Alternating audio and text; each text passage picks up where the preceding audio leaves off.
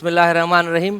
सुबह साण धरती सां गॾु सौराब सूमरो तव्हांजे साम्हूं हाज़िर आहे। धरती टीवी जे हिन मॉर्निंग शो में जीअं तव्हांखे ख़बर आहे असांजो ऐं अव्हांजो साथ हूंदो आहे सूमर खां वठी जुमे ताईं सुबुह जो 9:15 खां तक़रीबन 11 वॻे ताईं तव्हां साथ हूंदो आहे।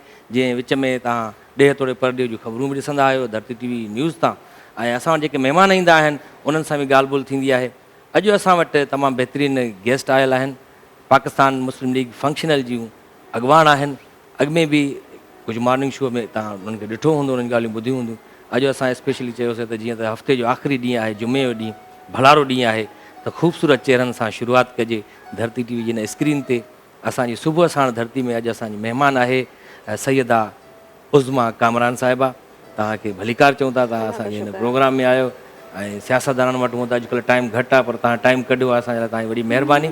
ऐं ॾाढी सुठी नई टही जी सिंगर आहे सिदरा ताहिर साहिबा। तव्हांखे बि असां प्रोग्राम में भलीकार चऊं था। तव्हांजा गीत ॿुधंदासीं लाइव। अॼु नाज़रीन तव्हां लाइव हिन शो में तव्हां गाना ॿुधंदव सिदरा ताहिर साहिबा जा। सिदरा ताहिर जीअं त RJ बि आहे FM 101 ते, ऐं पाण सिंगर बि आहिनि। ॾाढी सुठियूं, ॾाढो सुठो आवाज़ु आहे हिननि जो, तव्हां ॿुधंदव थोरी देरि खां पोइ। ऐं म्यूज़िक ते असां वटि फ़क़ीर इनायत बुरड़ो कीबोर्ड प्लेयर साथ ॾींदो सिदरा ताहिर जो। ऐं वरी ब्रेक खां पोइ जेको ब्रेक वठंदासीं पहिरियों असां, उन खां पोइ वरी हिकिड़ो सरप्राइज़ गेस्ट हूंदो आहे। उहो हिकिड़ो आज़ादु उम्मीदवार आहे, उनजो कंहिं बि पार्टी सां वास्तो न आहे। उनखे बि असां प्रोग्राम में घुरायो आहे। थोरी देरि खां पोइ तव्हां उनजी बि ॻाल्हियूं ॿुधंदव। पर शुरूआति कंदासीं असां सैयदा उज़मा कामरान साहिबा खां। क्या हो रहा है आजकल, क्या मसरूफियात है आजकल? तो मसरूफियात बढ़ गई होंगी, बल्दियाती इलेक्शन भी आ रहे हैं। बल्दियाती इलेक्शन की तैयारियां तो जोरों शोर से हैं, मगर आपको पता है मुल्क के हालात अभी जो कुछ दिन पहले बिगड़े हैं, जी जी, तो उसकी वजह से सियासत बहुत डिस्टर्ब है। और मुल्क और आवाम तो आप देख ही रहे हैं रोडों पे किस तरह निकल रही है, बहुत परेशान है आवाम तो, क्योंकि उनका फेवरेट लीडर जो आपको पता है किस तरह से उसको रातों रात जी जी किया है इधर से उधर। देखें आगे क्या होता है। सियासी मामला तो खैर बहुत ना साज और गमगीन बने हुए हैं। अभी कुछ दिन पहले जो प्रेस कॉन्फ्रेंस भी हुई थी, तो उसमें क्या मामला तय हुए, क्या करना है फंक्शनल लीग को? देखिए फंक्शनल तो उसके साथ है जो मुल्क के साथ है, सही है, हमेशा से जी। हम जमहूरियत पे ही जो है बिलीव करते हैं और जमहूरी ही बात करते हैं। जमहूरियत है तो पाकिस्तान है, क्योंकि ये पाकिस्तान इस्लामी जमहूरी मुल्क है। तो यहाँ जमहूरियत का जो खिलवाड़ किया जाता है आपने देखा है, और सियासतदान किस तरह से जमहूरियत का खिलवाड़ कर रहे हैं, तो उसके खिलाफ हम कल भी थे, आज भी और हमेशा रहेंगे। तो उसी के बारे में डिस्कस होती रहती है। अच्छा, कल मेरे ख्याल से प्रेस कॉन्फ्रेंस सरदार रहीम ने प्रेस कॉन्फ्रेंस भी की थी, उसमें अपना प्रोग्राम बताया कि क्या क्या हमने करना है।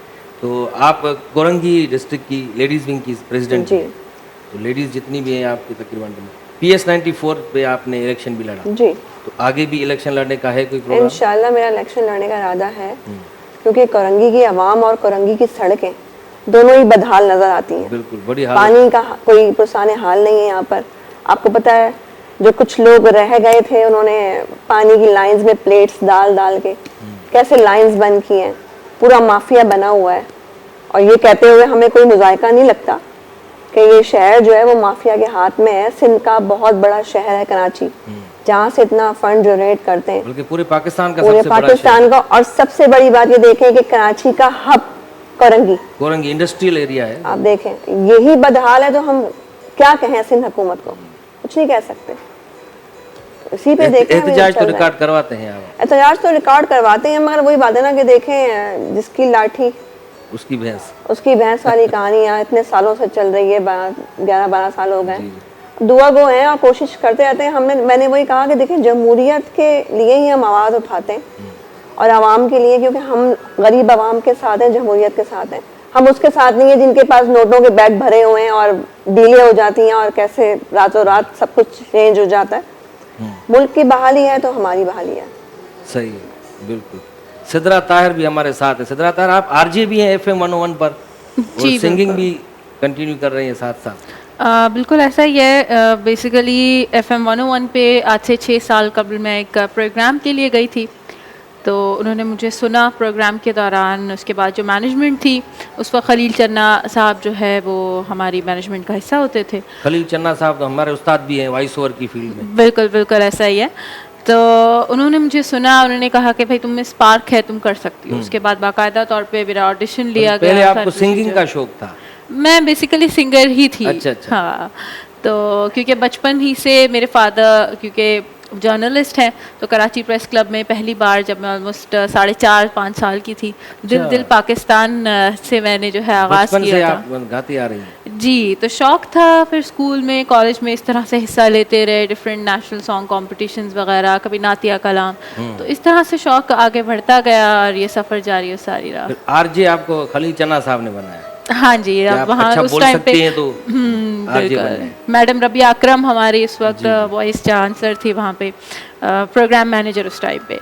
तो बस इसी तरह से अपने सीनियर्स की रहनुमाई में काफ़ी रेडियो पाकिस्तान, क्योंकि ऐसी जगह कहते हैं कि वहाँ की जब तरबियत आपको मिले तो आपके बोलने के अंदाज में भी निखार आ जाता है और बहुत सारी चीज़ें आप सीख रहे होते हैं सीखते हैं, लाइफ बिल्कुल, में। तो बिल्कुल। बस हमने इस भी तरह रेडियो से। पर काम किया है तो बहुत ज़्यादा सीखने का मौका मिलता है वहाँ पर, खास करके तलफ़्फ़ुज़ के हवाले से बिल्कुल ऐसा ही है। बहुत सिखाते हैं वहाँ पर, क्योंकि वो एक इदारे हैं, अब ज़ाहिर है पीटीवी हो या रेडियो पाकिस्तान हो, वहाँ पर ट्रेंड लोग बैठे हैं तो वो सिखाते हैं कि किस तरीके से बोलना चाहिए माइक्रोफोन पर। मैडम उज़्मा, आप चैम्बर ऑफ कॉमर्स की भी सदर हैं? सदर नहीं है, मैं वहाँ की मेंबर हैं जी। आप चैम्बर ऑफ कॉमर्स की? यस। तो वहाँ पर कैसे टाइम देती हैं फिर आप? पॉलिटिक्स, फिर चैम्बर ऑफ कॉमर्स के मेंबर भी, वहाँ की मीटिंग्स होती होंगी, मीटिंग्स होती हैं, टाइम देना कॉन्फ्रेंसेस तो बड़ा होती मसला हैं, होता होगा। ऐसा है। बस मैनेज करने वाला हो तो मैनेज हो ही जाता है। जी जी। और सोशल काम भी करती हैं आप? एक वेलफेयर ट्रस्ट है कोई? जी, ये सोशल वर्क भी करते हैं, वुमेन्स के लिए भी हम लोग काम करते हैं। अच्छा। क्योंकि आपको पता है सियासत एक ऐसा फ्लोर है जहाँ से काफ़ी शाखें जुड़ती हैं और सियासत बेसिकली एक खिदमत खल्की है, तो ये इसकी छोटी छोटी सी शाखें हैं जहाँ से जिस गरीब का काम बन जाए वहाँ पर हम उसको लब्बैक कह देते हैं। वेलफेयर ट्रस्ट जो है उसमें भी आप वो खास करके औरतों की भी भलाई के लिए काम करते जी, हैं? वहाँ पर वुमेन्स की और खास करके occasion कोरंगी center है। डिस्ट्रिक्ट जो है, यहाँ पर औरतों के साथ बड़े मसले हैं, बहुत ज़्यादा है वर्किंग issues। वुमेन जो है जी ज़्यादातर, जी, तो उनके लिए ज़्यादा मसाइल हैं। हमारे पास हर हफ्ते एक हमारा होता है, मीटिंग का सेशन रखते हैं, उसमें एप्लीकेशंस की लाइन होती है हमारे पास। अच्छा अच्छा। किसी को डोमेस्टिक प्रॉब्लम है, किसी को वैसे ही कोई फैक्ट्री में कोई प्रॉब्लम हो रही है, तो काफ़ी सारे इश्यूज हैं यहाँ। कोरंगी मैंने कहा ना कि हब है और परेशानियों का भी हब बन चुका है, क्योंकि यहाँ कोई पुरसाने हाल नहीं है। आपको पता है यहाँ से एमपीएस एमएनए जीत के चले जाते हैं, जी। उसके बाद वो पलट के देखते नहीं है कि इसी हल्के से हम जीते हैं तो हम कभी इस पे नज़रसानी कर लें, तो ऐसा बिल्कुल भी नहीं है। गुज़िश्ता सालों में मैंने जो सर्वे किया और जो देखा है, आप बिलीव करें, मैंने नहीं देखा कि दोबारा कोई एमपी या एमएनए विजिट करने आया हो जीतने के बाद? जीतने के बाद। अच्छा। तो ऐसा तो बिल्कुल नहीं होना चाहिए, क्योंकि मैंने भी ईपीएस 94 से इलेक्शन जो है लड़ा है, मगर उसके बाद मैंने मुंह नहीं मोड़ा यहाँ से। कुछ अरसे का गैप लिया मैंने, क्योंकि और कराची के जो हमारे जो बने हुए जोन डिस्ट्रिक्ट्स बने हुए हैं, वहाँ पर लेडीज़ विंग बनानी थी, तो वहाँ भी लेडीज़ विंग, साउथ में भी लेडीज़ विंग बनाई मैंने, सेंट्रल में भी बनाई थी, तो फिर मुझे कोरंगी दिया गया। तकरीबन कितना अरसा हो गया है आपको इस पार्टी में? मैं 2013 से हूँ। 2013 से आपने ज्वाइन की? जी, लेडीज़ विंग के साथ ही कंसर्न रही हूँ मैं ज़्यादातर। अच्छा अच्छा। लेडीज़ विंग ही मैं कंफर्टेबल भी रहती हूँ और संभालने में, बस कहते ना आपके कोई एक्सपर्टीज होते हैं, वो है। तो जैसे असेंबली में हमने देखा है कि स्पेशल रिजर्व सीट्स पर आती जी हैं, जी जी, एमपीएस बनती हैं जी, लेडीज, जी। आपको रिजर्व सीट नहीं मिली? देखिए, रिजर्व सीट मिलने की बात नहीं होती, जो लड़के जीता जाए वही जीत होती है, उसमें मजा आता है, उसमें ज्यादा मजा आता है। जनरल इलेक्शन में मैंने मुकाबला किया है, कारकर्दगी दिखाई है जब भी 2018 में अल्हम्दुलिल्लाह, और हम नए नए इन हुए थे उस वक्त कोरंगी के अंदर, बहुत अच्छा रिस्पांस था। मगर आपको 2018 के इलेक्शन का तो सब मालूम ही है। जी जी जी। तो अब आने वाले वक्त में देखें, अगर अल्लाह का हुक्म हुआ और लोगों की यही मोहब्बत रही तो उनकी दुआओं से हम रिजर्व पे भी आ सकते हैं। आपको एक इस हिसाब से देखा जाए कि आपको एक टाइम भी मिल गया जी, लोगों की खिदमत करने, अपनी कारकर्दगी दिखाने के जी, लिए, ताकि लोग जिन्होंने वोट नहीं दिया वो पछताएं बाद में, बोलेंगे यार हमने इनको वोट नहीं दिया, इनको देना चाहिए। देखिए, आजमाए हुए को बार बार आजमाना, मैं समझती हूँ ये हमारी आवाम की भी बेवकूफ़ी में शुमार होता है। आप किसी नए को आजमाएं जो आपकी प्रॉब्लम्स को सॉल्व कर रहा है। हमारे डिस्ट्रिक्ट कोरंगी के जो सदर हैं, वो पानी की जो प्रॉब्लम्स हैं, रोड्स की कुछ प्रॉब्लम्स हैं, वो अपनी मदद आप भी फंडिंग करके उसको सॉल्व करते हैं। तो आप आजमाए हुए लोगों को बार बार आजमाए हुए बिजली का भी बड़ा बोहरान है यहाँ, बिजली का जो है पूरी कराची में आपको पता है, इंडस्ट्रीज जोन है यहाँ पर, और इंडस्ट्री सारी बिजली पर चल रही हैं। तो देखिए, जब कोई मुल्क या कोई शहर माफिया के हाथ में चला जाए ना, तो फिर माफिया चला रही होती है। तो ये कराची जो सिंध का बड़ा शहर है, ये माफिया के हाथ में, हॉस्पिटल माफिया है, स्कूल माफिया है, तो पता है कॉलेज माफिया है, रोड माफिया हैं, वाटर टैंकर माफिया हैं, कितने हाइड्रेंट अभी ये कुछ उनसे मतलब आप टूटे जान हैं। छुड़वाएंगी ना जब आएंगी इक़्तिदार? देखिए मैं ये समझती हूँ कि कराची के 6 अजला है ना, आप एमपीए जब एक अजला में बन जाते हैं तो आप वहीं आप रिहाइश करें, वहीं अपना इलाज भी करवाएं, वहीं अपने बच्चों को पढ़ाएं भी, तो कैसे आपका अजला नहीं तरक्की करेगा? आप सोचें। बिल्कुल।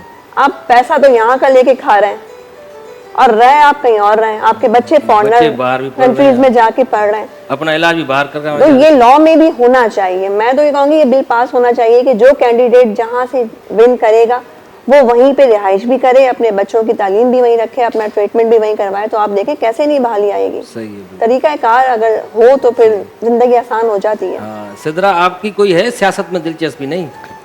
नहीं, क्योंकि कहते हैं जो फनकार होता है हाँ, वो इन सब चीज़ों की तरफ वैसे भी नहीं होता। वो सबका ठीक है, होता है हम मतलब। बिल्कुल ऐसा ही है। मैं कहना चाहती हूँ एक्चुअली वो यूनिवर्सल होता है, तो फिर मौसीकी की वैसे भी कोई सरहद नहीं होती, कोई ज़बान नहीं होती, तो इन सब चीज़ों में मैं नहीं हूँ। लेकिन मैं यही चाहती हूँ कि पाकिस्तान जो भी हो, जो भी हुक्मरान हो, वो पाकिस्तान की बेहतरी के लिए पूरी सिंसियरिटी के साथ काम करे। अच्छा, माशाल्लाह। आप हैं तो वैसे उर्दू स्पीकिंग, सिंधी में भी गाने गाती हैं आप? बिल्कुल हमने सुना जनाब, है। मुख्तलिफ ज़बानों में मेरी कोशिश होती है कि हमारी जितनी रीजनल लैंग्वेजेस हैं उनमें मैं काफ़ी हद तक गाती रहती हूँ, गा चुकी हूँ। इसके अलावा मुख्तलिफ ज़बानों में गाती हूँ, इंग्लिश में पंजाबी, गाती हूँ। उर्दू, सिंधी ये तो कॉमन है, ये तो आप गाती हैं। एग्जैक्टली। इसके अलावा जो है इंटरनेशनल जो लैंग्वेजेस हैं हमारी, इंग्लिश, इटालियन, फ्रेंच, चाइनीज़ अच्छी वगैरह। बात है, एक सिंगर को तकरीबन हर जबान में गाना गाना चाहिए। क्योंकि मैंने नेपा से म्यूज़िक की बाकायदा तालीम हासिल की, तो वहाँ पे हमारे मुख्तलिफ डेलीगेशंस आते रहते थे, तो उनके साथ हमें गाहे बगाहे परफॉर्म करना पड़ता था। अगर हमारी फरमाइश पर अब आप शुरुआत करें सिंधी गाने से किसी से, क्या बिल्कुल सुनाएंगे? मेरी अभी? कोशिश होगी। पैरे पाबंदी सा, पेरे पवंदी सा। पैरे पाबंदी सा। वाह वाह, जबरदस्त जी।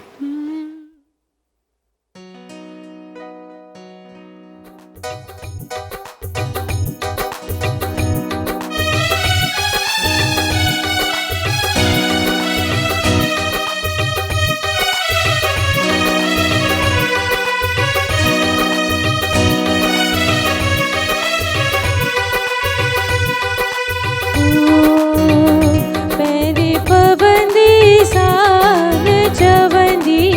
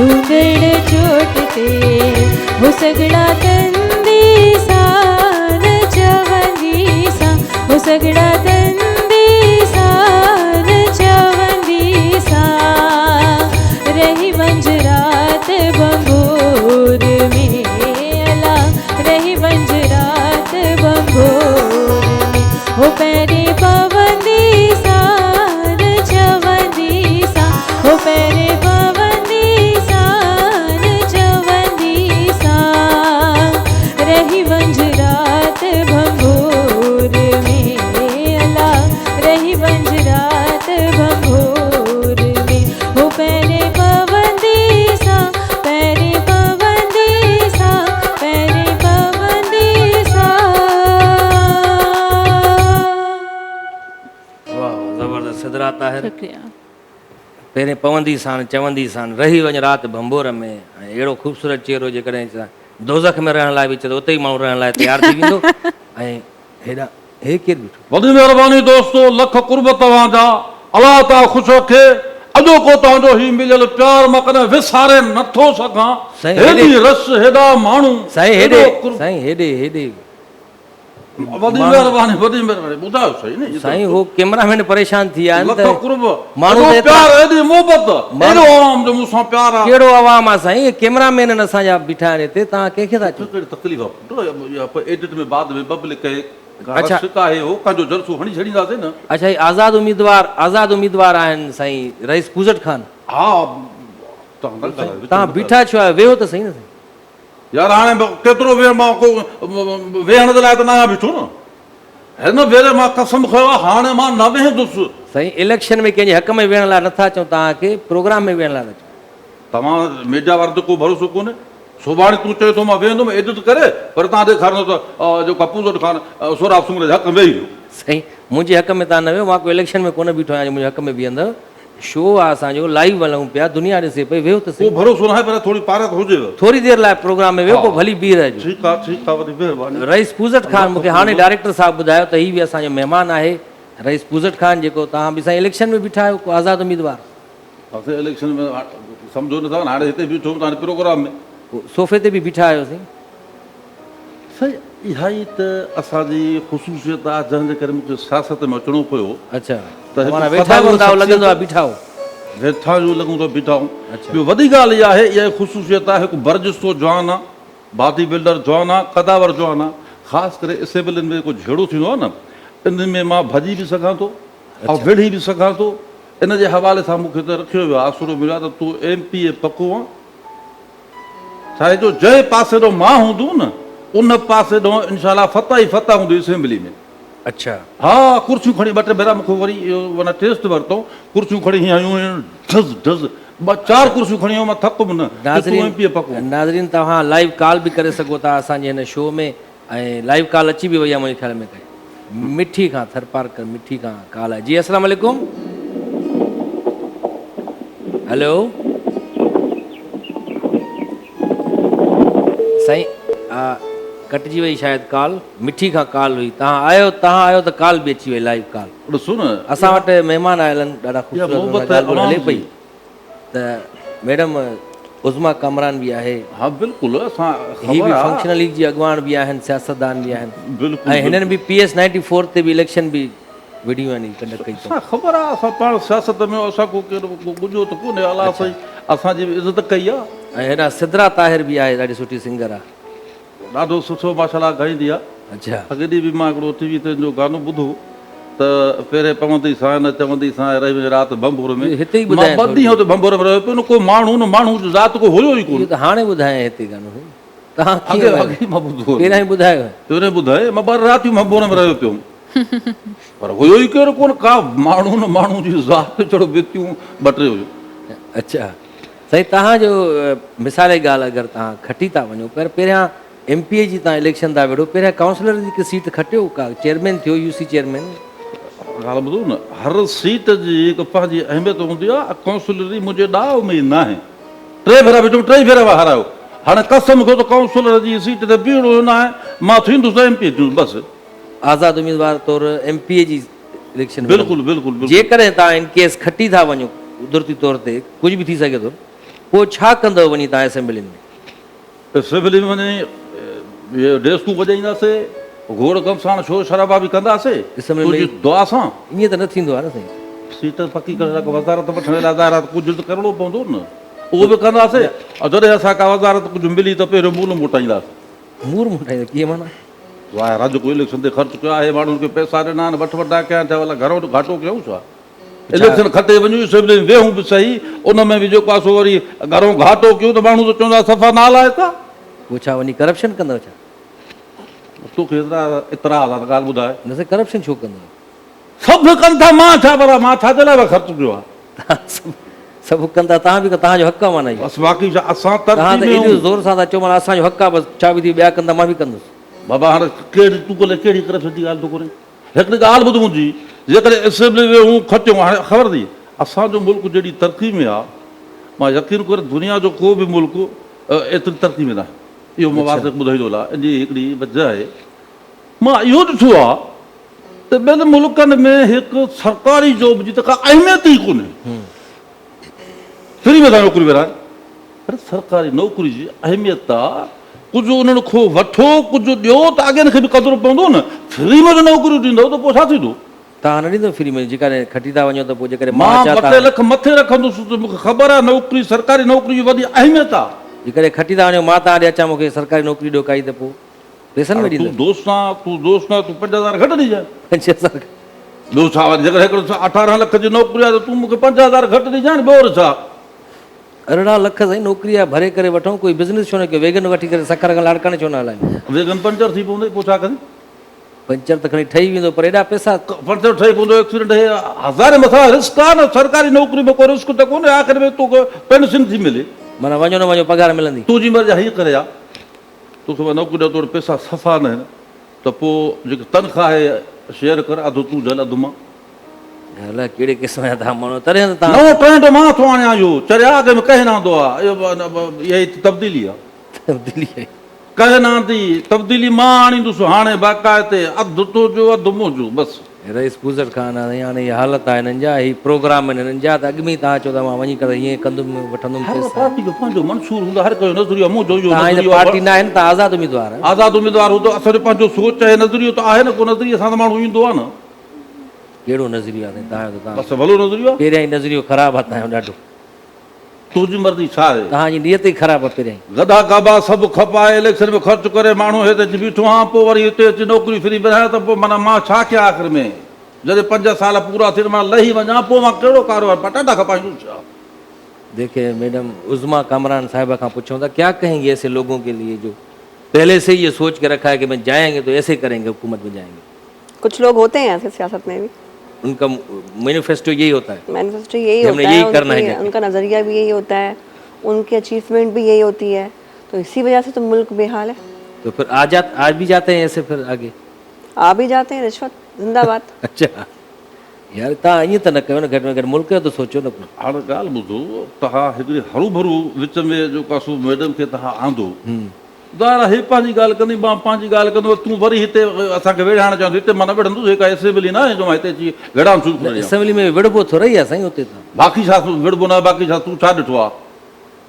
तूं छा ॾिठो आहे? बाक़ी न्यूज़ न ॾिसंदो आहे? असेंबली हिकिड़ो मुक़दस ईवान आहे जिते आइन पास थींदा आहिनि, जिते डिस्कशन थींदी आहे, अवाम जा मसइला हल कबा आहिनि। हक़ बि उते वठिबा आहिनि न, पंहिंजा चरिया मुतालबा बि उते मञाइबा आहिनि न पंहिंजा। जी टंडोला यार तरक़ी जो दौर आहे। लाइव कॉल आहे टंडोला यार का, ॾिसो केरु आहे? जी अस्सलाम वालेकुम। साईं वालेकुम सलाम, सोराब साईं, ख़ुशि वेठा आहियो ज़ोरी ज़ोर? जी जी साईं, ख़ैर ठीकु ठाक। नालो साईं तव्हांजो? इहो आहे त हीअ जेके MP साहब वेठा आहिनि, हींअर पाणीअ जो मसइलो लॻो पियो आहे, सॼी सिंध में पाणी कोन्हे, असांजो सारियूं असांजूं फुटियूं तबाह थी रहियूं आहिनि, असांजे हिसे जो पाणी असांखे कोन पियो मिले, जेको पाणी अचे पियो सो कोन पियो वञे। नालो साईं तव्हां पंहिंजो नालो त ॿुधायो? अब्दुरहमान समूह टंडोलिया। टंडोला खां अॻियां असांखे पाणी जी ज़रूरत आहे, असांजा 4 ज़िला आहिनि, ठटो आहे, सिजावल आहे, पाणी आई कोन्हे।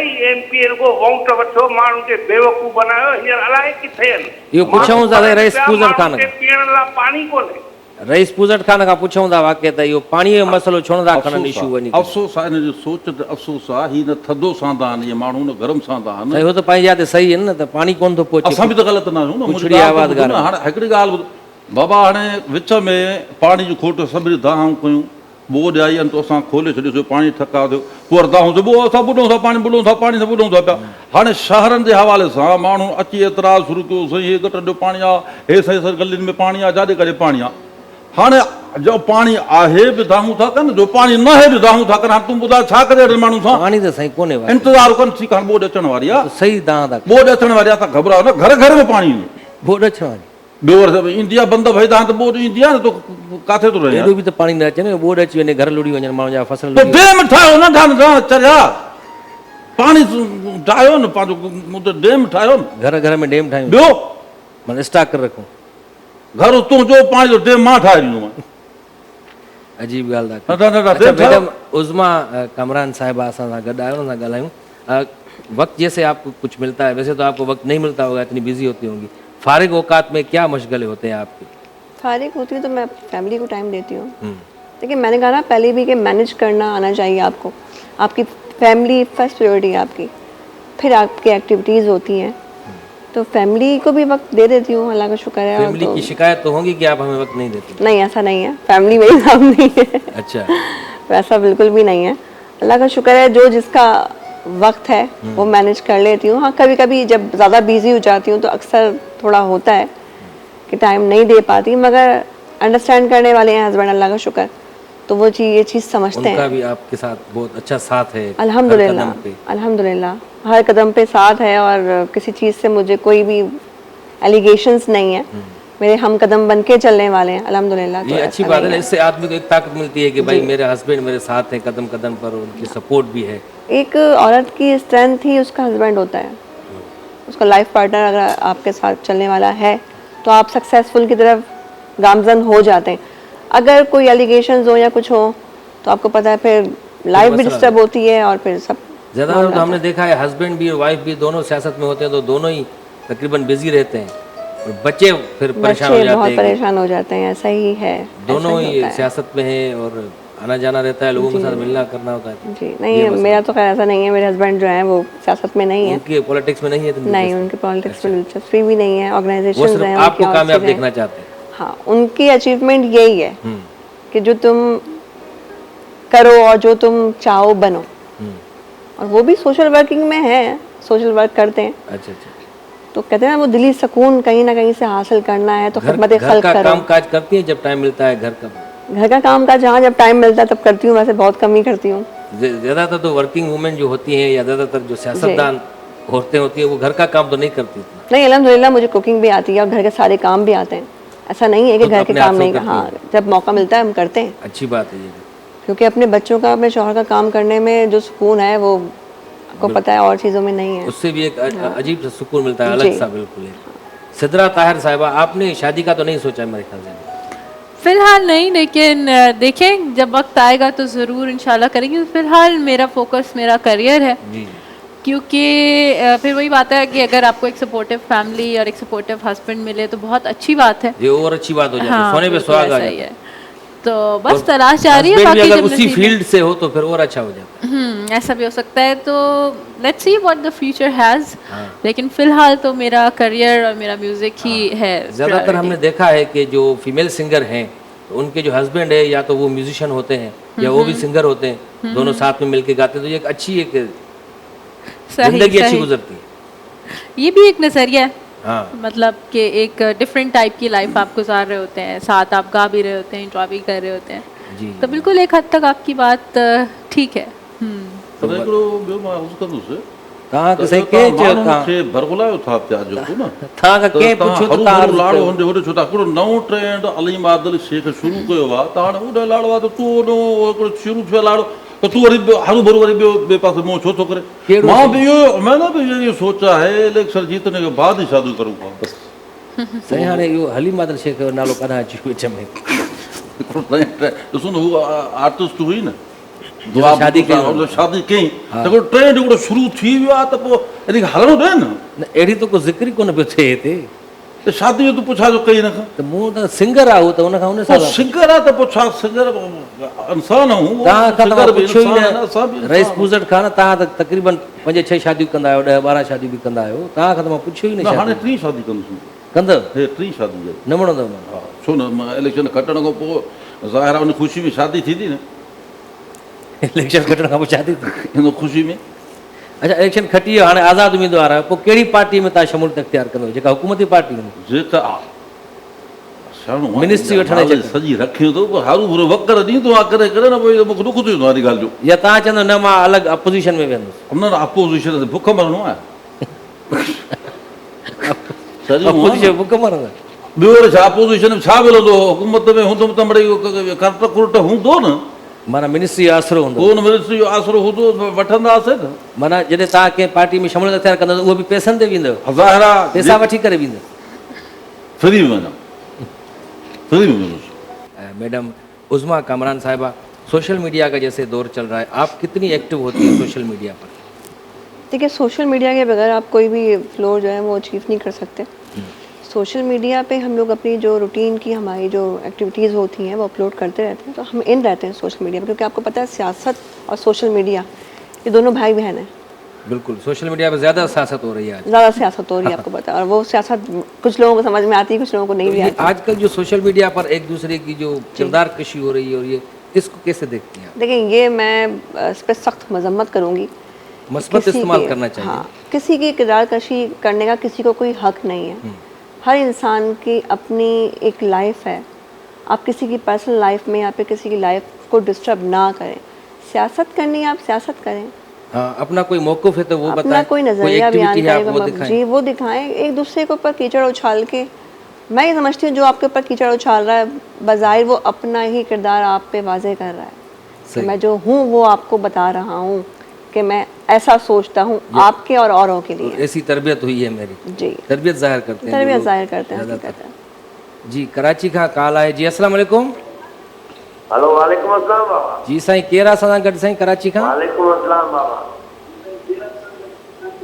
तो बड़ा जामड़ो सही तो कराची फितरी मां। साईं, टीवी जो आवाज़ थोरो घटि करे छॾियो, म्यूट करे छॾियो, त पोइ जीअं ॻाल्हि ॿोल थी सघे। जी जी साईं जी। जी, छा चवणु चाहींदा? कहिड़ा? जी साईं, छा चवणु चाहींदा? अञा टीवी जो आवाज़ घटि न कयो। कॉल साईं ड्रॉप थी वेंदी, जेकॾहिं तव्हां टीवी जो आवाज़ घटि न कंदव त कॉल ड्रॉप थी वेंदी आहे, छो जो ऑडियो जो मसइलो थी वेंदो आहे, डिस्टर्बेंस थींदी आहे। जेके बि दोस्त असांखे कॉल करणु चाहिनि था उहे पहिरियां टीवी जो आवाज़ घटि करे छॾनि, कॉल तव्हांखे मिली वेंदी, त पोइ ॻाल्हि ॿोल सुठे नमूने सां जारी रही सघे थी। जीअं असांजी रईस पूज़र ख़ान सां ॻाल्हि ॿोल हले पई, त साईं तव्हांखे सियासत में अचण जो शौक़ु कीअं थियो? साईं, मां तव्हांखे हिकिड़ी ॻाल्हि वाज़े कोन थो हलां त असल में मुंहिंजो सियासत ॾे ध्यानु हुयो कोन, मुंहिंजो ॾेरायो हुयो। ध्यानु किथे हो तव्हांजो पहिरियां? असांजो अञा खेॾ कूद में ध्यानु हो, जंहिं वक़्तु मां पढ़ंदो हुउसि। पढ़ंदा बि हुयो माना? स्कूल वेंदो हुउमि, पर कॾहिं कॾहिं वेंदो हुउमि, पर बहाना करे भॼी वेंदो हुउमि। उहो मां तव्हांखे बयानु कयां थो। केतिरी तालीम हासिल कई साईं तव्हां? साईं फाइनल कयो। फाइनल? क्रिकेट में खेॾो या फाइनल कयो? छा फाइनल कयो? फाइनल जो थींदो आहे पढ़ाई में, सफ़ा फाइनल आहे, हर शइ फाइनल करे छॾी? हर शइ फाइनल। अच्छा, स्कूल बि वेंदा हुयो तव्हां? पोइ स्कूल वेंदो हुउसि, पर मूंखे थोरी न टीवी VCR जो दौर हो, उन ते होटलनि ते हलंदियूं, वरी मां उते लड़ी वेंदो हुउमि, स्कूल घटि वेंदो हुउसि। पोइ हिकिड़ो भेरो चयुमि साईं, उस्ताद खे चयुमि साईं ॾाढी गुज़ारे वई। ॿिए भेरे वरी इहे ॿ ॾींहं झले वरी वियमि, साईं नानी गुज़ारे वई। अच्छा, वरी मूंखे ॻाल्हि ज़हन खां विसरी वई। 5 ॾींहं खां पोइ वरी चयुमि साईं मां ॾाढी गुज़ारे वई। चरियो आहे मथो ख़राबु थिए थी, तूं कूड़ छो थो ॻाल्हाए? अॻे ॾींहुं चयो ॾाढी गुज़ारे वई, वरी जीअरी थी वरी ॿीहर गुज़ारे वई छा? हर हफ़्ते ॾाढी थी मरे? हर वक़्तु ॾाढी थी वरे। मां चयो न साईं, नानी नानी बि गुज़ारे वई तुंहिंजी अॻे भेरे। मां साईं चाचो गुज़ारे वियो। अच्छा, यार वॾा यूट नथो वणे, पर फ्री थो वञे। मूंखे लॻे थो तूं इहो पंहिंजी ॻाल्हि ते बीहे ई नथो। जीअं ई नथो, तूं सियासतदान थींदे मूंखे लॻे थो। त मूंखे क्लिक थियुसि हिन में त सियासतदान खां पढ़ी बि हुंगे न सघुमि, हा, पढ़ी बि नथो सघां। वरी जॾहिं वॾो थियो की नौकिरी वोकिरी ते लॻुमि त उते दिलि न पई लॻे। नौकिरी बि कयो? रईस पूज़र ख़ान दुकाननि ते हिते हुते तव्हां त पाण वॾेरे घराणे जा आहियो, रईस ख़ान आहियो। वियासीं, पर असुल में माना हुन चयो जी मतिलबु हद हराम न थी वञे, पीउ चयो त किथे न किथे कम में लॻा त ध्यानु हुजे। पोइ ओॾे बि माना मां उते न पियो टिकां किथे। अच्छा, हा, त वरी घर में अचां त वरी उते मानी ते वेड़ ॾाढो भाइनि सां हेॾे होॾे रड़ियूं कयां, वठी धाऊं कयां सॼो ॾींहं जो, जहिड़ा या मार ॾियां थो या मार खावां थो, न रड़ियूं हुजनि मुंहिंजूं। पोइ अबे बि ईअं चयो त ॾाढो मथो हणंदो आहे, थकी नथो, तूं तकलीफ़ करे जलसा कर, तूं सियासतदान थींदी। अच्छा, उन्हनि ध्यानु ॾियारियो तव्हां उन्हनि ध्यानु ॾियारियो, पोइ उन खां पोइ शौक़ु थियो, मां चयो ठीकु आहे भला हाणे बीहूं था इलेक्शन। सियासतदान तव्हांजी नज़र ई पहिरियां त मां MP इहा ई शइ रखी। उन खां पोइ मां चयो हाणे ठीकु सियासत में अचिणो आहे मुकमिल, त हाणे ज़ाहिर आहे मूंखे उहो किरदारु अदा करणो पवंदो। पोइ अची माण्हुनि जा उज़र कयमि। आज़ादु उम्मीदवार जो तव्हां थिया आहियो, उनखां पहिरियां कारकर्दगी ॾेखारिबी आहे, कुझु माण्हू जी ख़िदमत कबी आहे। तव्हां पंहिंजे इलाइक़े में कहिड़ा कहिड़ा कम कया? हाणे इलाइक़े में खटिया त कयां न, हाल फ़िलहाल जेको मूंखे थिए थो मां कयां थो। पहिरियां साईं ग्राउंड त ठाहिबो आहे न? ग्राउंड मां ठाहियो आहे तक़रीबन, केतिरो ठाहियो? सॼा रोड रस्ता हेॾो होॾो यकीन कर मां पाण बि साफ़ थो कयां। अच्छा, हा न, माना पैसो हुजे त को माण्हू रखूं न। हाणे असां जेतिरो वर्क में पैसा मां ख़र्चु करे छॾिया, ऐं ॿियो जेको उज़र कयुमि ख़ुदा जी मार पइनि, जंहिं ते मुंहिंजो शकल ई जंहिंजी न वणे उन जो वञिणो पए उज़र जे लाइ। उहो त करिणो पवंदो न। हा न, उज़र कया एतिरे क़दुरु माण्हुनि जो उज़र हर को थो करे, कुझु नवाण ॾे त पोइ छो जो मूंखे वरी थोरो कमकार सां बि वञिणो हो, त मां हिननि खे माण्हुनि खे बाक़ाइदा तक़रीर में चयो बाबा उज़र मां तव्हांजा सभिनी जा कया आहिनि, हाणे थी सघे मां साल अधु मां तव्हांखे कम सां वञा, मां तव्हां मोटी न सघां त बराए महिरबानी जंहिंजा कोड़ा कूला मरण ते हिन मूंखां एडवांस उज़र वठी छॾियो, मां त रहिजी न वञे। त मां एडवांस में उज़र ॾिना, कंहिंजी फोतगी न थी आहे, एडवांस ॾेई छॾियो। ॾेई छॾियासीं न। अञा नओं ट्रेंड आहे न, माण्हू ख़ुशि थी विया। माना हुनखे तव्हां चयो मां मथां न पहुची सघां, न पहुची सघां, एडवांस उज़र वठी छॾियो, एडवांस उज़र ॾेई छॾियो। ॾेई छॾिया। जेके हुया लड़तल सभु खपाया। हाणे यकीन कर मूंखे ॾांहुं एॾो प्यारो हो, अबे जी निशानी हो, उहो बि विकिया, उहो ई खपाए छॾियो। माशा। अच्छा मैडम उज़मा, आजकल ये हुकूमत की तरफ से दरामदी अशिया पर जो है वो पाबंदी लगाई जा रही है जी। अगर मेकअप पर पाबंदी लग गई तो फिर क्या होगा? उसके लिए आप आवाज़ उठाएंगी? नहीं खैर ऐसा तो नहीं है, मेकअप पे पाबंदी तो लग ही नहीं सकती।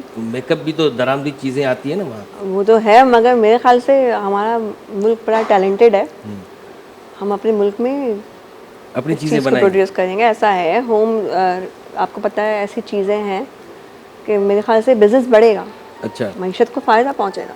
नहीं ज़्यादातर तो हमें देखते हैं औरतें बाहर की चीज़ें जो आती हैं, खास करके मेकअप की, हाँ बहुत इंटरेस्टेड होती हैं, सही उनकी कह ज़्यादा रहे हैं। इंटरेस्टेड होती हैं उन इस्तेमाल करने में, तो उन पर ये हुकूमत करेगी पाबंदी लगा दे मुकम्मल तौर पर। नहीं ऐसा तो खैर फिर नहीं हो ये तो सकता। फिर हमारी औरतें तो फिर मुसाग ही लगाएंगी, मुसाग लगाएंगी ज़्यादातर। पुराना ज़माना नहीं, repeat हो ऐसा गया। नहीं है, क्योंकि हमारे पाकिस्तानी ब्रांड्स काफ़ी सारे हैं। अच्छा, और कुछ बड़े बड़े ब्रांड्स भी हैं, जो एक क्लोथिंग ब्रांड है बहुत फेमस, उसने हाल ही में अपनी मेकअप की रेंज लॉन्च की है, वो काफ़ी लोग यूज़ कर रहे हैं। इसके अलावा भी बहुत सारे हमारे पाकिस्तानी ब्रांड्स भी हैं। बल्कि आपकी ये बात ठीक है कि ज़्यादातर लोग जो है इम्पोर्टेड Branded प्रोडक्ट्स चीज़ें ही इस्तेमाल यूज़ करते हैं, ख़ासतौर से मेकअप और के उसमें फ़ख्र मामला महसूस में। करते हैं। हाँ, और फिर वो क्वालिटी वाइज भी थोड़ी समझते हैं कि वो चीज़ बेहतर होती है। बहरहाल, और ये बात आज मैं सुबह ही करती हूँ कि मेरी मम्मा ने बताया कि भाई सारी जो इम्पोर्टेंट प्रोडक्ट्स हैं इम्पोर्टेड, उन पे पाबंदी बिल्कुल लग चुकी है, उसमें मेकअप भी आता है। मैंने कहा इट्स ओके, कोई ऑल्टरनेटिव्स इंसान को निकल आते हैं। अल्टरनेट कोई दूसरा निकाल लेंगे या मेकअप करना है, मतलब कुछ नहीं भी पाकिस्तान में प्रोड्यूस हो रही है मेकअप Exactly. किट्स वगैरह हैं, तो वो यूज़ कर सकते हैं, ऐसा कोई वो नहीं है। हमारे मुल्क में अल्हम्दुलिल्लाह क्या नहीं है, हर चीज़ ऐसा हमें कदर नहीं है। बिल्कुल ऐसा है, हमारा मुल्क एक्सपोर्ट करता है, बिल्कुल। हमारी अपनी मुल्क चीज़ें भी की इस्तेमाल चीज़ें कर बाहर लीजिए। ज़्यादा पसंद की जाती मां हैं। विच में अचां थो मुआज़रत। साईं शहदाद कोट का तव्हां लाइ काल आहे, उहा वठो, कटिजी न वञे। जी अस्सलाम वालेकुम। वालेकुम सलाम, थोड़ा सही कुछ आयो। साईं ख़ैर ठीक ठाक, केरु सां गॾु साईं शहदाद कोट खां? सयामत नवाज़ लाशारी। जी लाशारी साहब, छा चवणु चाहींदो? सैदो ख़ैर हाल आहे, तव्हांखे ख़ुशि रहे। कुंदर ख़ान उम्मीदवार वेठो आहे सियासत में। हा साईं, रईस पूजट खान। पाणी वारी बंदि कई वेठो आहे, ज़मीन असांजो बंजर ऐं पंहिंजा वाटर फुल थो हलाए। हिनखे थोरी हिदायत ॾियो त हाणे साईं ज़ुल्म शुरू कयोसीं, खटे ईंदो पोइ छा कंदो? हा ऐं साईं, पोइ छा कयो त घर में पंहिंजा अमाउंट बि अची रईस पूजट खान खां पुछूं। मिलंदा त मेरी बि ज़ोरी एमपी आहे। जी जी, हिनखे हिदायत कयो त इहो ज़ुल्म बंदि करे, ग़रीबनि खे बि पाणी टुको ॾे, पाणी त ॾे। माल बि असांजो वधी थो मरे। जी जी ज़रूरु साईं, पुछूं था। थोरा ख़ुशि रखो, तव्हांजो प्रोग्राम ॾाढो सुठो आहे, तव्हांखे वरी नए रंग में ॾिठो आहे, असांजी दिलि ॾाढी ख़ुशि थींदी आहे। जी साईं, जी जी, वॾी महिरबानी से कॉल कई आहे। शहदाद कोट खां लाशारी साहब कॉल कई, चए त साईं रईस पूजट खान खां पुछो, रुगो पंहिंजा घर भरींदो या ग़रीबनि खे बि कुझु ॾींदो? अञा मां अकुल त इहो आहे न, अकुल जो ढुक ई कोन अथनि। हाणे मां न ख़र्चो न आहे, मां न ख़र्चु कयो आहे त चवंदो असां कुझु नथो, सॼो पाण खायूं। अच्छा, हाणे अहिड़े माण्हू खे छा कजे? हर मां अर्ज़ु कयां मेकअप वारी ॻाल्हि जेका हले पई जेकॾहिं मां इक़्तिदार में आयुसि ऐं पे में मुंहिंजो पहिरियों क़दम हूंदो मेकअप जेको आहे इहे जेके स्टोर ते जेके मेकअप रखिया अथनि इहे कॉस्मेटिक वग़ैरह इहे सभु बंदि करनि। छो छो मां सां जेका जुठ थी आहे उहा कहिड़ी तो जुठ? ख़बर ई न आहे। छा थियो? मतिलबु हाणे मुंहिंजी जॾहिं थी पई शादी मां संग ॾिसणु वियुमि त छोकिरियूं ॾेखारियूं काई शादी पहिरीं शादी जेका न त टीं जेका हाणे कई टीं जेका हाणे हा उन में तव्हां छा जुठ थी वॾी? जुठ थी मां वियुमि मां रिश्तो ॾिसणो आहे एॾो हुन वियासीं मेकअप वेकअप थियो पियो छोकिरी ॾिठो मां चयो हीअ त माशाल्लाह हे मां अची वई त मुंहिंजी ज़िंदगी टेकजी घरु वेही खावां। अच्छा इहो कीअं भला?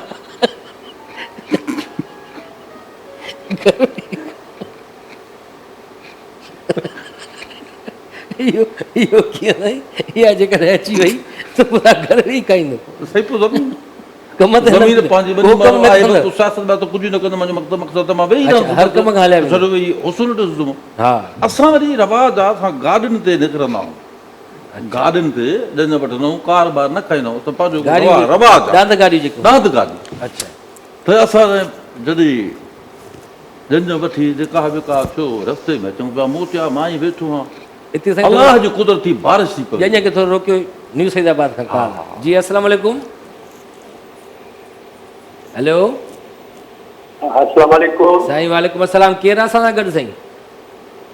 अदब सौरभ जी। एॾो प्यारो प्रोग्राम पेश करण ते मुबारकबाद पेश कयां थो ऐं अब्दुल वाहिद थो ॻाल्हायां जी जी न्यू साईं। सैदाबाद डिस्ट्रिक्ट मटियारी खां। जी साईं मटियारी खां। तव्हां मूंखे जेको आहे सो ही संजीदा कंपेयरिंग ॾाढी सुठी पई लॻे जी जी ऐं तव्हांजो इंटरव्यू ॿुधो अदी रूबी अली साहब जे में तव्हां मुइन अख्तर जी ॻाल्हि कई हुई जी जी त उन तव्हांखे एतिरो जेको आहे सो एप्रिशिएट कयो यकीन कयो त असां सिंधी माण्हू तव्हांखे ऐं अदे महाराज साहब खे अॼु जो अनवर मक़सूद ऐं मुइन अख्तर सम्झो था।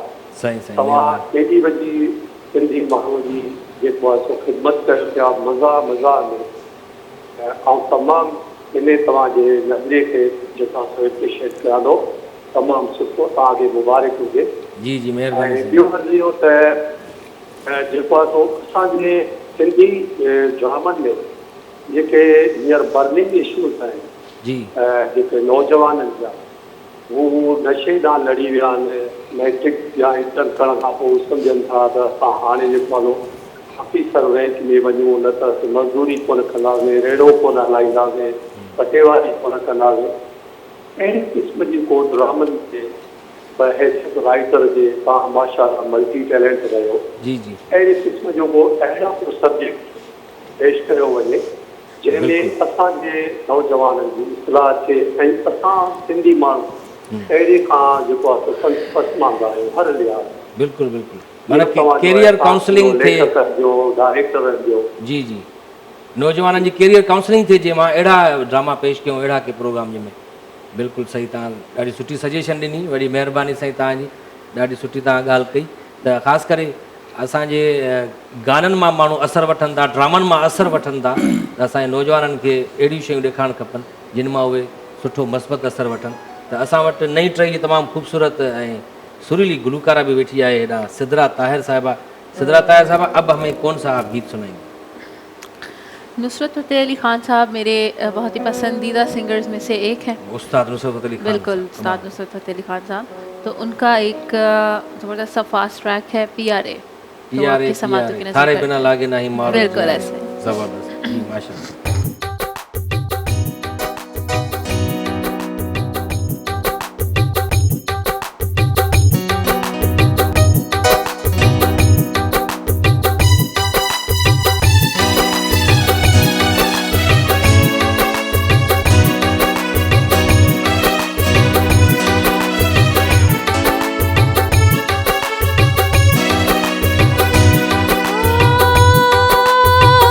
नैनों ने थारी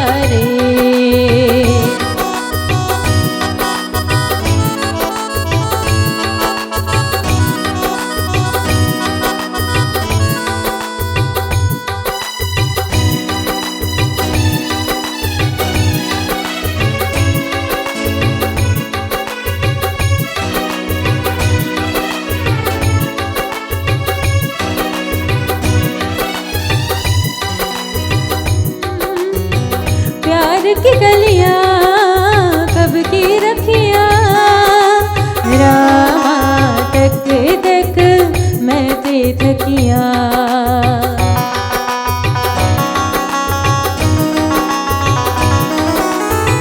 प्यार की गलियां कब की रखियां, रामा तक तक मैं ते थकियां।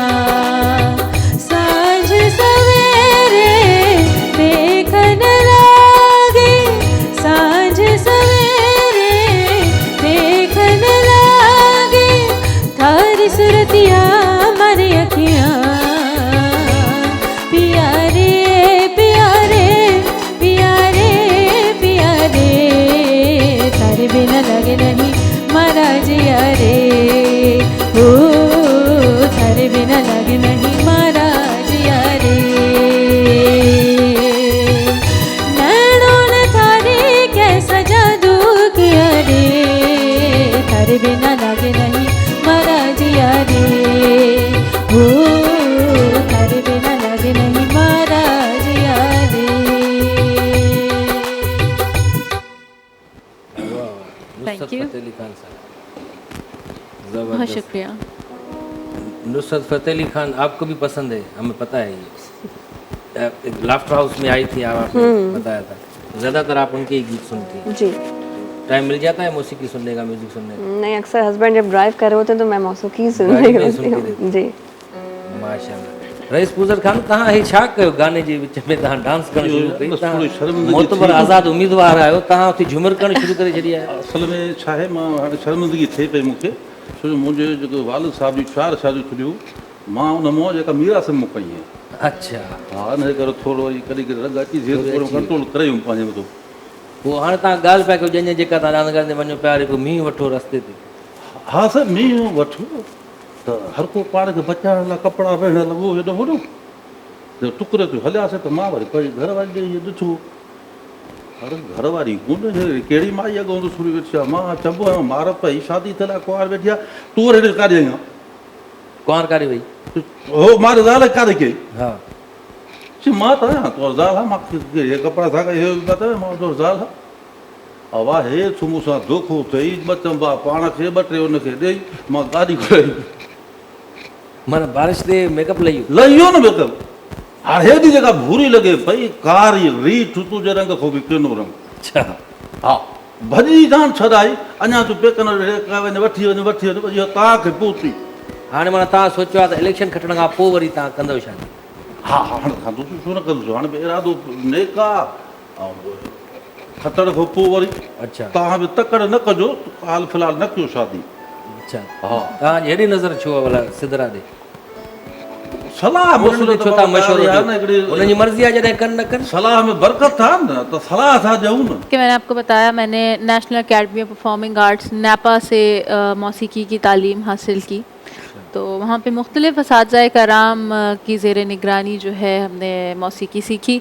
तो बहुत सारे असातिज़ा कराम ने, क्योंकि वहाँ एक तरह से स्कूल की तरह मौसीकी की बाकायदा पढ़ाई होती है, नहीं, जैसे प्रैक्टिकल उस्ताद थ्योरी। खान साहब होते हैं जिनके पास जाके एकेडमी में, ये तो नापा तो है एक, वहाँ पर तो परफॉर्मिंग आर्ट सिखाया मुख्तलिफ़ जाता है। असातिज़ा कराम रहे, जैसे नफ़ीस अहमद ख़ान साहब, सितार नवाज़, फिर अरशद महमूद हैं, फिर हमारे उस्ताद इंतज़ार हुसैन साहब हैं, नादिर अब्बास हैं, मतलब मुख्तलिफ़ असातिज़ा कराम के अंडर हम, क्योंकि 4 साल की बाकायदा डिग्री होती है वहाँ पे मौसीकी की। तो जिस तरह से पहले फर्स्ट ईयर में होते हैं, second year, third year, fourth year, तो इस तरह से आप क्लास पास करते करते आगे पहुँचते हैं। माशाअल्लाह, अच्छी बात। अच्छा मैडम उज़मा कामरान हमारे साथ हैं। स्कूल की आपकी कुछ सहेलियाँ होंगी स्कूल लाइफ की, वो जब आपको देखती होंगी, अब कि आप सियासत में भी आ गई हैं और बहुत एक्टिव हो गई, वो तो कहती होंगी हमें भूल गई हैं आप, अब तो हमें नहीं, पहचानते नहीं हैं। कुछ दोस्तें हैं ऐसी मेरी बचपन जो की? अभी भी कांटेक्ट में हैं, अच्छा, और वो खुश होती हैं क्योंकि कभी कभी वो बिलीव भी नहीं होता उनको कि इस तरह से मैं ऑन कैमरा बात कर लेती हूँ। हमने इलेक्शन कैंपेन चलाई, लोगों के मसले सुनती हूँ, क्योंकि बचपन में काफ़ी शाय थी, तो वो खुशी होती स्कूल है। के ज़माने में? स्कूल के ज़माने में कभी शाय अच्छा, हुआ अच्छा। करते थे हम, मगर अब वक्त के साथ साथ इंसान चेंज होता है, उसकी पर्सनालिटी चेंज होती है। वो कहती तो होंगी कि हमें भूल नहीं जाना, ऐसे नहीं आप हाँ, भूल गए, अक्सर ये होता है कि इक़्तिदार में आ आप जाए तो कुछ। कुछ तो शिकायत भी करती हैं कि तुम भूल गई हो हमें। अच्छा, मिलती नहीं है। मिलती नहीं है और टाइम नहीं दे पाती, मगर ऐसा नहीं है, जब टाइम मिलता है तो उनको भी टाइम देते हैं। ऐसे तो बचपन के अच्छी बात है, हम आप जोली फिर वो होते हैं। बचपन की यादें भी होती होंगी आपको, वो ऐसा याद ही है। दिलाती होंगी कैसे स्कूल में आप बिल्कुल से शर्मीली होती थी और बात भी नहीं करती थी किसी से, आप तो माशाल्लाह तकरीरें कर रही ऐसा हैं, ही आप है, बड़ी बड़ी ऐसा ही ज़बरदस्त है। जलसे अटेंड कर रही, मीटिंग अटेंड कर रही हैं। जलसन ते साईं यादि आयो, तव्हां को कार्नर गॾिजाणी को जलसो को अरेंज कयो आहे? असल में मूंखे सलाह ॾिनी वई आहे त पब्लिक में लाउड स्पीकर हणी करे थोरो तकरीरूं कर, भलियूं भलियूं, उहो हाणे उहो सिखां थो पियो। जीअं मैडम चयो, सिदरा ॿुधायो। सतरा ॿुधायो त क्लास, त असांजो बि हिकिड़ो क्लास शुरू थी वियो आहे बाक़ाइदे, हिकिड़ा जेको वॾा आहिनि उहे सम्झाइनि था। तकरीर तव्हांखे ॿिया लिखी ॾींदा आहिनि, हा तकरीबन तव्हां सिखो था अञा? हा न साईं, छो जो माना थी सघे थो असां किथे घुसी वञूं, हिकिड़ो जुमिलो अहिड़ो वाता निकिरी थो वञे त पोइ वरी पब्लिक हो यो शुरू थी करे, हा, हूटिंग त इन जे करे थोरो असांखे लिखी वञिणो पवंदो हुयो। पर मां तकरीर कई न आहे, पर सोचां थो कयां। छा थो थिए? शक थींदो आहे, शकी था थियो? हा, शर्मिंदो थियो? थोरो शक थो थिए। हिते जेकॾहिं असां तव्हांखे चऊं त असां हिते ईअं सम्झो जलसे में वेठा आहियूं, हा हा तव्हां पंहिंजी तक़रीर कयो, पंहिंजो मैनिफेस्टो ॿुधायो, मंशूर ॿुधायो, हा हा तव्हां छा कंदव, त कीअं माना तव्हां शेयर पढ़ी करे स्टार्ट कंदव, कंहिंजो शेयर पढ़ंदव? हा, साम्हूं जेकॾहिं सम्झो डाइस पई आहे, उहा तव्हां उथी बीह करो त तक़रीर कयो। हा, भले थोरो शक थिए थो थोरो। हाणे त माण्हू को न पड़े। हा, थोरो हिते रिहर्सल करे वठूं था जलसे जी। ठीकु आहे। तव्हां तक़रीर में साढे जलसे में अची वियो त मोज़िज़ हाज़रीन ऐं नाज़रीन अची रहियो आहे रईस पूज़त ख़ान। हेॾे मुंहुं कर साईं, आवाम हेॾे वेठो आहे। अस्सलाम वालेकुम दोस्तो, मां तव्हांजो पंहिंजो ख़ादिम पूज़त ख़ान। शेर पढ़ी करे तक़रीर दोस्तो, मां जेकॾहिं रिवायत रही आहे, आदत बि रही, आदत रही आहे त मां जॾहिं तकरीर कंदो आहियां त पहिरियों मां शेर पढ़ंदो आहियां। त हाणे मां शेर पढ़ंदुसि त छत पे सोया था बहनोई, मैं तने समझ के सो गई, मुझको राणा जी माफ़ करना, गलती मारे से हो गई, गुपसुप गुपसुप गुपसुप। इहो कहिड़ो शेर आहे साईं? इहो त गानो आहे। असल में जेको मूंखे ईंदो न पोइ बाद में सिखंदो, हाल त रिहर्सल जो कयो न।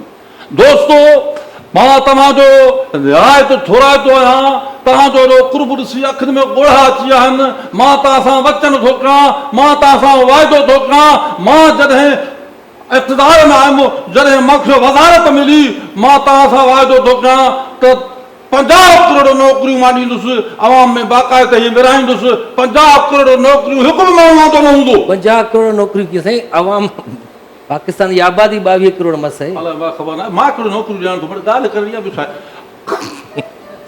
दोस्तो, तव्हां मूं ते एतमाद कयो, मां तव्हांजे एतमाद ते पूरो रहंदुसि। अॼु तव्हांजो घर गलियूं सभु मां साफ़ थो कयां। जॾहिं मां इक़्तिदार में आयुमि त इनशाअल्लाह ताला खीसा ई साफ़ थी वेंदा, बाक़ाइदे अमन थी वेंदो। आख़िर शेर पढ़ी पंहिंजी जाइ वठो, महबूब मेरे ॿुधायो कुझु। हा, त हाणे मां आख़िर में इहो शेर पढ़ी पंहिंजी जाइ ते वेंदुसि त महबूब मेरे तेरी आंखों से मुझे पीने दे, कुछ दर्द है मेरे सीने में, मुझे मस्त माहौल में जीने दे। ताड़ी बि वॼाए वियो न आख़िर तूं वॼाए न ताड़ी, भला इहो ताड़ी मां वॼायां था। तव्हांजे लाइ पाण ई ताड़ियूं वॼायो न साईं। तव्हांजी का भली तकलीफ़ कई करणो जो असां ताड़ी वॼायूं तव्हांजे लाइ।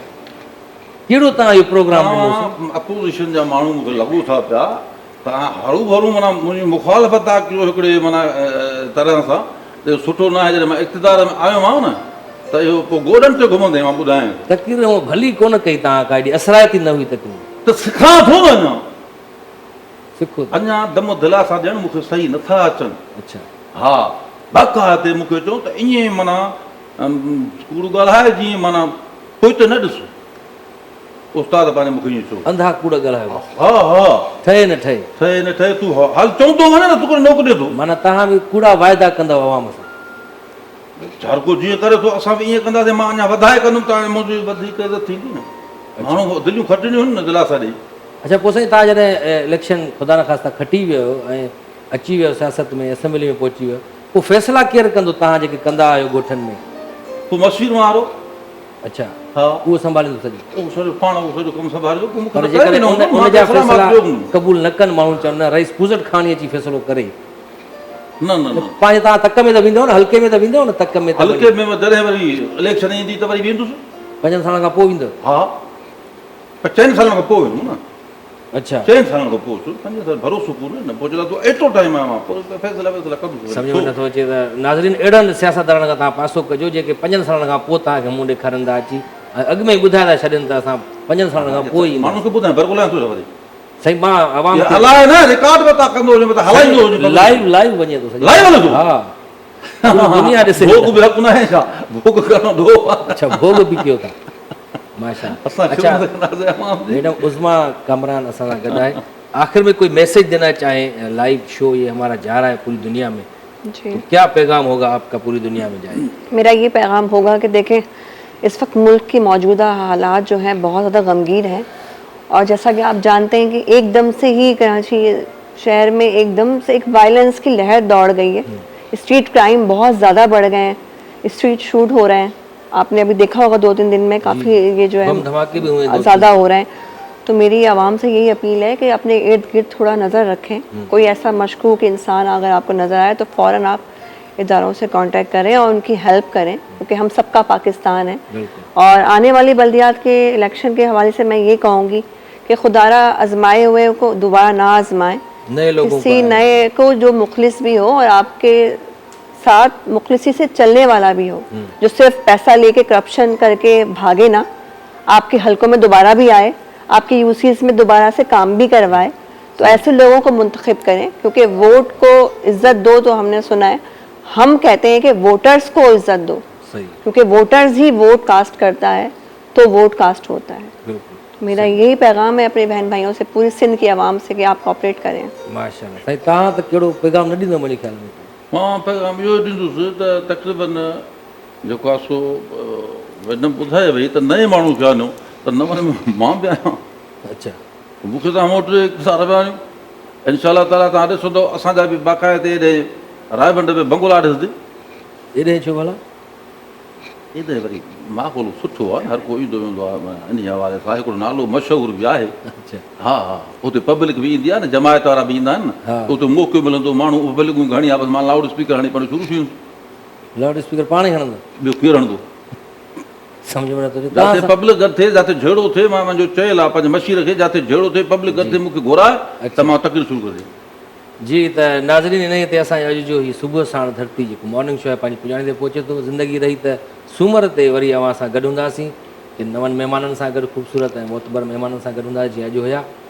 त हाणे असां आख़िर में वेंदे वेंदे सिदरा ताहिर साहिबा खां कलाम ॿुधंदासीं, को गीत को ॿुधायो ज़बरदस्त हो, वरी हीअं झूमी पए असांजो रईस बुज़ट खान जी फ़क़ीर।